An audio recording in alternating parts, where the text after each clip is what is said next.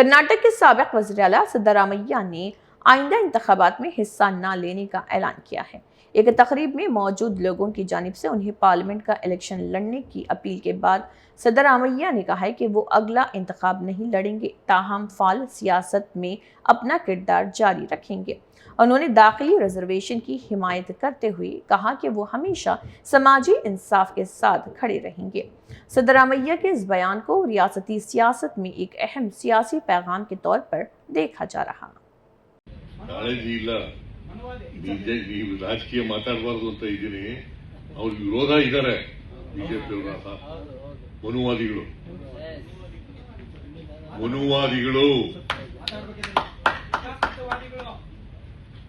ಅವ್ರ ವಿರೋಧ ಇದ್ದಾರೆ. ಹಿಂಗೆ ಮುಂದುವರಿಬೇಕು, ಆಗ ಮಾತ್ರ ನನಗೆ ಶೋಷಣೆ ಮಾಡಲಿಕ್ಕೆ ಅವಕಾಶ ಆಗೋದು ಅಲ್ವಾ.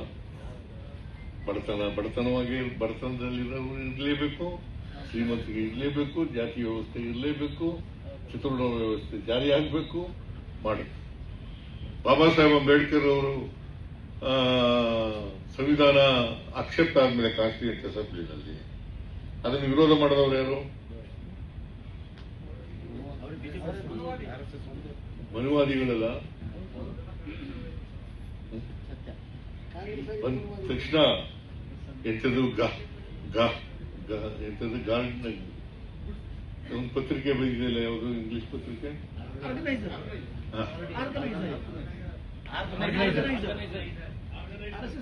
ಆರ್ಗನೈಸರ್ ಅದರಲ್ಲಿ ವಿರೋಧ ಮಾಡೋದು ನೋಡಿದ್ದೀರಾ? ಸಂವಿಧಾನ ಜಾರಿಗೆ ಬಂದಾಗ ಅದನ್ನು ವಿರೋಧ ಮಾಡಿದವರು ಯಾರು? ಮನುವಾದಿಗಳು.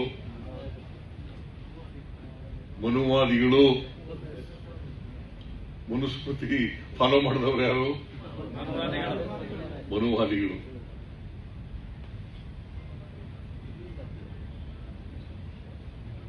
ಇಂದ ಇವತ್ತು ವಿಚಾರ ಸಂಕಿರಣ ಇಟ್ಕೊಂಡಿದ್ದೀರಿ, ಬಹಳ ಸಂತೋಷ. ನಾನು ನಿಮ್ ಪರ ಇರ್ತೀನಿ.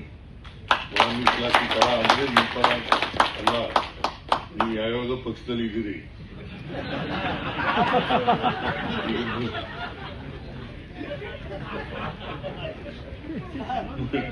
ಮಾರ್ಕ್ಸ್ ಅಂದ್ರೆ ಮುನಿಯಪ್ಪ ಹಾಗಂತೇಳಿ ನಾನು ಅವ್ರ ಜೊತೆ ಇರಕ್ಕಾಗಲ್ಲ.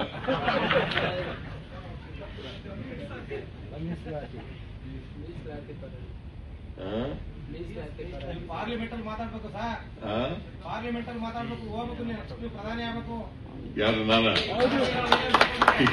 ನಾನು ಮುಂದಿನ ಎಲೆಕ್ಷನ್ಗೆ ನಿಲ್ಲಲ್ಲಯ್ಯ,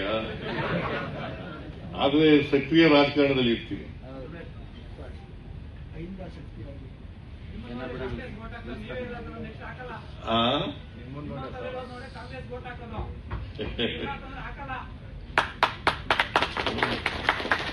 ಅದಕ್ಕೆ ಸಕ್ರಿಯವಾಗಿ ಕ್ಯಾಂಪೇನ್ ಮಾಡ್ತೀನಯ್ಯ.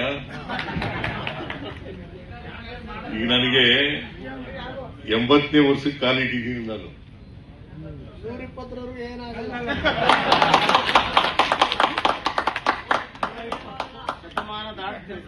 80ನೇ ವರ್ಷಕ್ಕೆ 79 ತುಂಬಿ 80ನೇ ವರ್ಷಕ್ಕೆ ಕಾಲಿಟ್ಟಿದ್ದೀನಿ. 28ಕ್ಕೆ ಆಗುತ್ತೆ ಸರ್ ತಾವು ಮುಖ್ಯಮಂತ್ರಿ. ಕರ್ನಾಟಕ ಮಾಡ್ತಾ ಇದ್ದಾರೆ ನೋಡೋಣ.